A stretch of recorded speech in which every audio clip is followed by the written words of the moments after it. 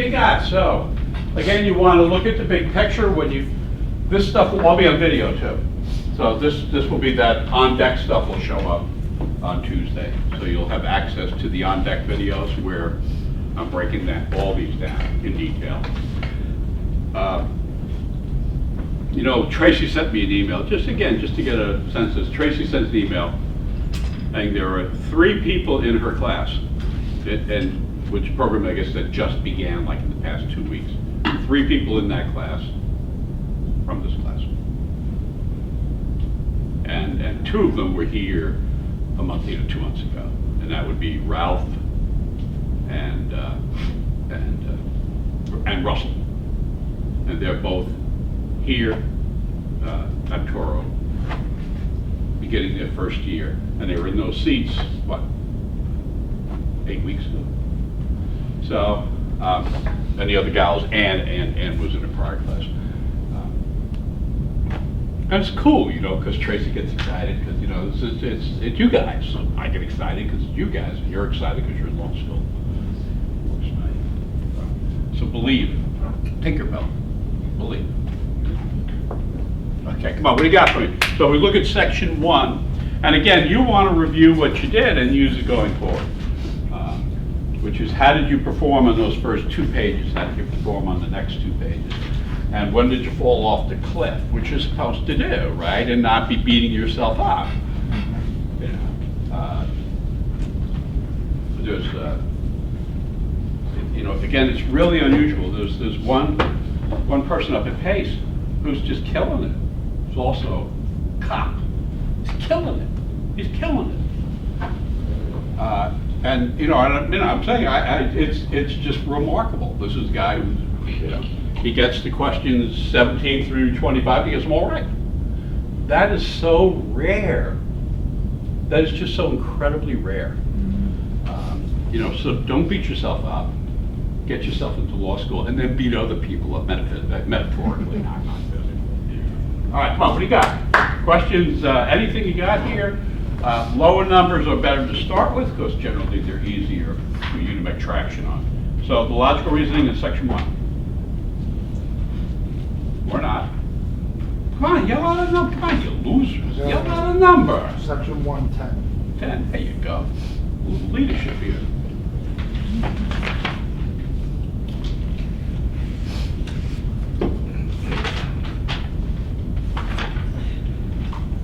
You know, and again, the goal is getting to yes, right? It's to, how do you get to understand something that you got wrong? Okay. So first thing I noticed about 10 is it's way too long.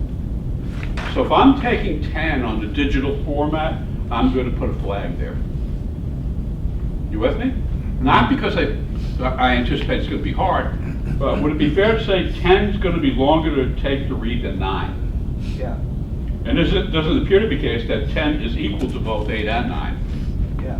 Okay, I'll come back. So that would be my first thing. Now, having said that, I'm not anticipating it's a heavy lift.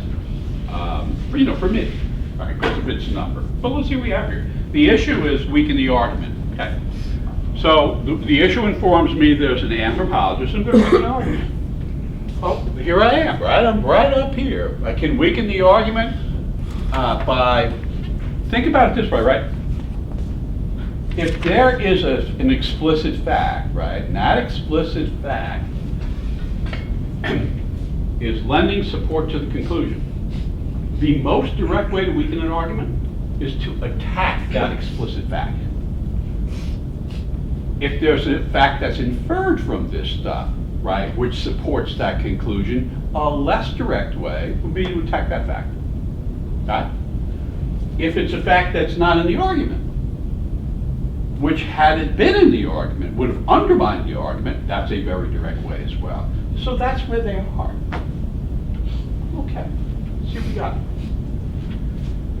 So in terms of the facts that are explicit, in an experiment, 2 groups of undergraduates were taught how to create one of the types of stones that the Neanderthals made in prehistoric times. You gotta stop, unless you're just like freaked out. And you know, actually the other comment that person made was, I've always been a slow reader. I just think it's so insightful. Here's a person, right, who's getting, say about 20, 21, maybe 22 of these 25 right. You with me? Mhm. And he's getting all of the ones right that typically you would get wrong. Wow. Right. And when I say to him, because I'm trying to say, so help me help everybody else. Like, what do you do? Right? And his comment to me is, I've always been a slow reader. It is precious. It is, because really, I think what he's saying is, I've always read with insight. Exactly. Right? And and I am as slow as molasses. I am. You could be slower than I am. I am as slow as molasses. I'll take it because I only have to read once. So again, this is how we reason. I promise you, this is how we reason. There's no magic to it. And I can assure you that if you reflect on how you reason, you will get way better at it. It's like learning how to learn. It's learning becoming aware how we reason, and just getting better at it. So reading slowly that's beautiful.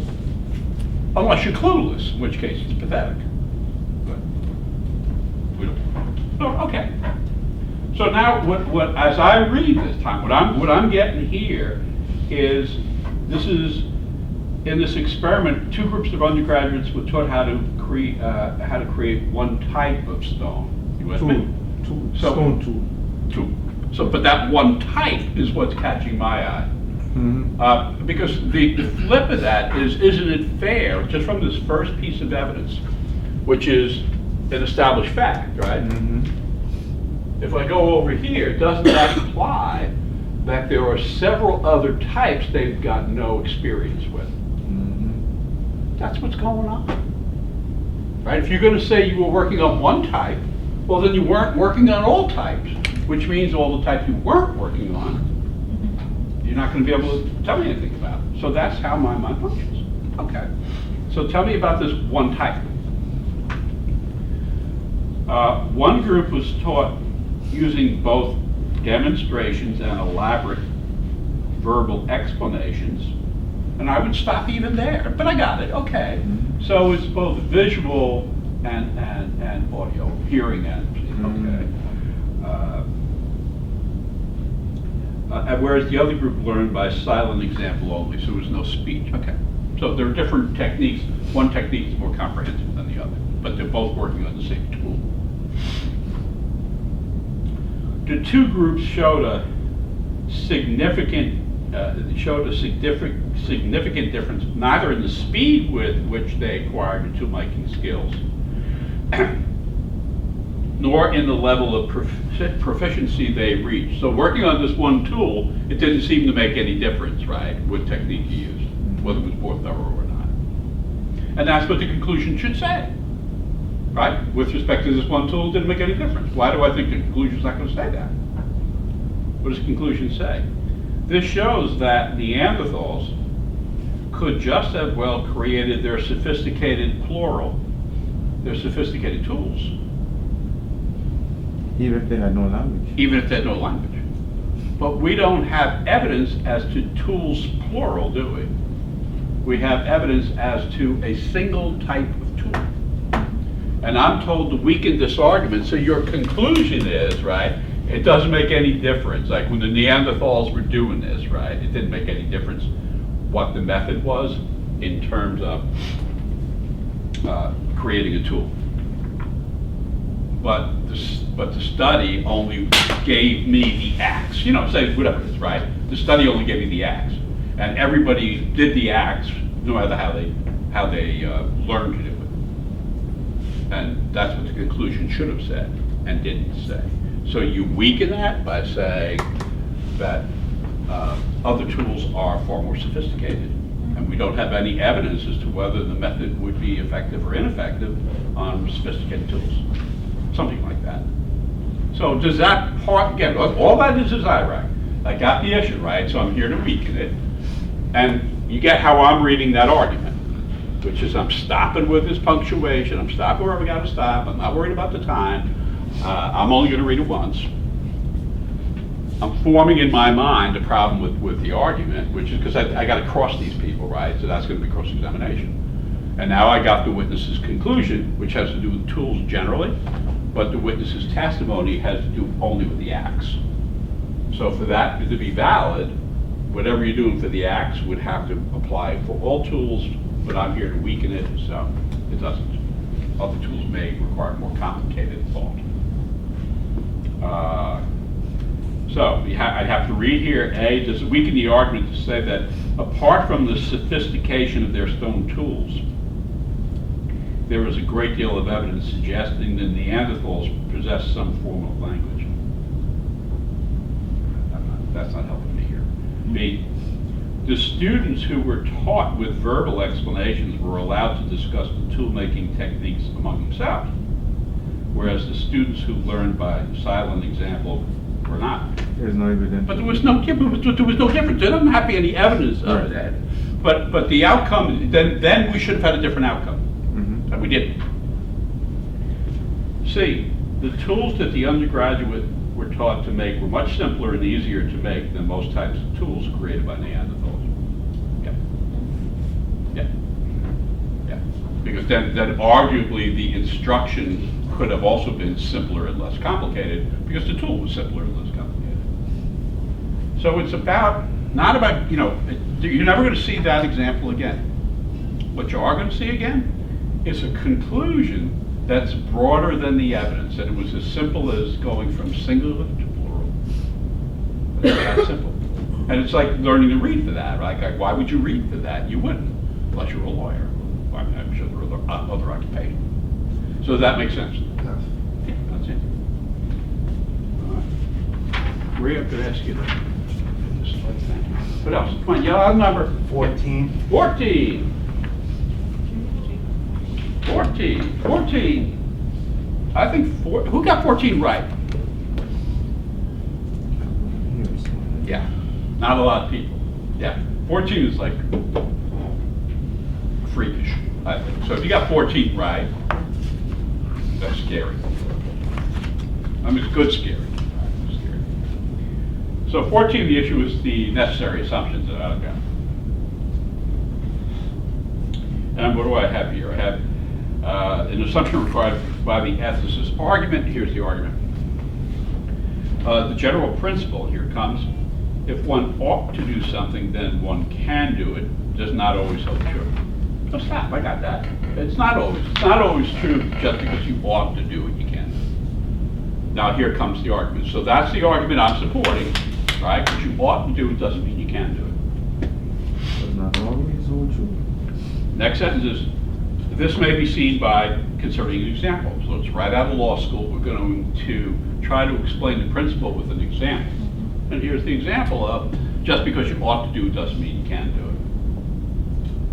it. Suppose someone promises to meet a friend at a certain time, but because of an unforeseen traffic jam, it is impossible to do so. That demonstrates just because you ought to do something doesn't mean you can do it.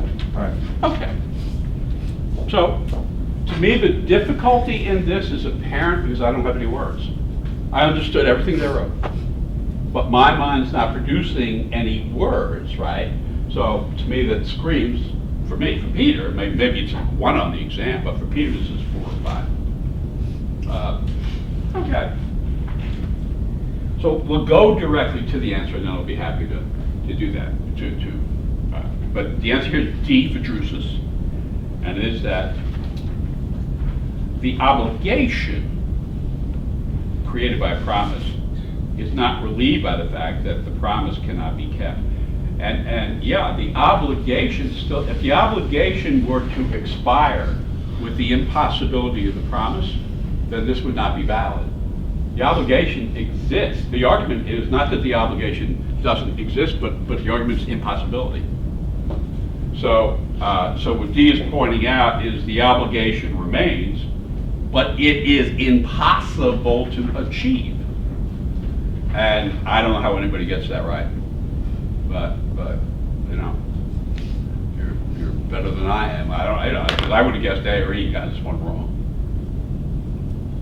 but that's where they go. So I wouldn't go nuts over it, Ross. It's like nuts abstract. But that's what they're saying. You're saying that can't be valid unless everything stays in place, and if there's no obligation, well, then it expired, and this whole argument falls apart. It doesn't expire. What else? Number 8. Number 8, sure. No, I don't like the start of it. Oh, you see that philosopher thing? I already don't like this type of bitch. Why don't you get a real job?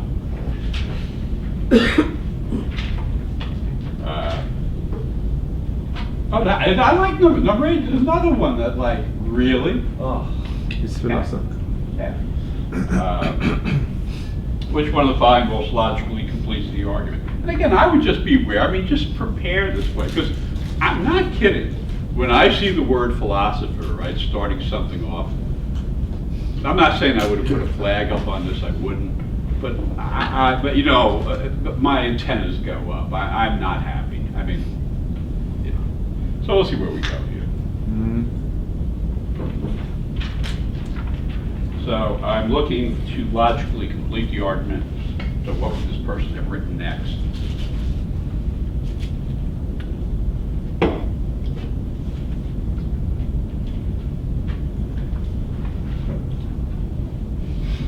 It has been argued that because particular moral codes differ between cultures, morality must be entirely a product of culture and cannot be grounded in some universal human nature. I have no clue what I just read. Right? But so I'm saying, okay, all right. You know, either I reread it slowly or I head off to the wine bar. You know, so I'm going to reread it. And it's been argued that because moral codes differ, that I get. Mm-hmm. That I get. They differ Between cultures. Yeah. Because of that, morality. Oh, so they're saying morality cannot be a product of the moral code, Mm-hmm. right? They're saying because the moral codes differ, morality must be entirely a product of culture, meaning not the moral code. Right. Okay, so morality is divorced from the moral code. Mm-hmm. And further, cannot be grounded in some universal human nature. Okay, so, and then here comes the conclusion, that's flawed. So that at least gives me a heads up, right? That the fact is that morality can be found in moral codes. And that's going to be the answer. Morality can be found in moral codes. All right? So now I'm looking for, now this reasoning is going to claim that the explanation for how you find morality in moral codes, and then I need to complete it. But I've got where the answer's got to go. I mean, I don't fully understand it or whatever, but I got this. Okay. So here's why morality can be found in moral codes. Research suggests that certain moral attitudes, such as disapproval of unfairness and cruelty, are shared across all cultures. So now I've been directed to moral attitudes. So the evidence to make the case that morality is not tethered to moral code, I'm sorry, that you can't find morality in moral code, is that it begins with you can find moral attitudes in culture, shared in culture. And just as certain universal tastes like sweetness and saltiness can, in different cultural contexts, provide the basis for many different cuisines. So I'm seeing salt and pepper as obviously that's by analogy. I'm seeing salt and pepper as the analogy for the moral codes, and the moral codes then serving as the basis for the shared cuisine, which is moral attitudes. But again, shoot me. Yeah, please. Yeah, well, but that's the wisdom in this test, right? Is, again, I don't know I infer the level of difficulty is very high, and that people spent way too much time on this, right? I had very little prospect of success, but that's what so I think I would get this. So just go to the answer. which is C, a variety of moral codes can be based in shared moral attitudes. And that's what, I'm really looking for the words codes and attitudes at that point. So, yeah, you'd have, right, you could find, there has to be some connection then between the codes and the attitudes. But of those two, I think, are among, there are probably a couple more in the 20s here, but I think those two are among the most challenging of the arguments that appeared in this section. What else?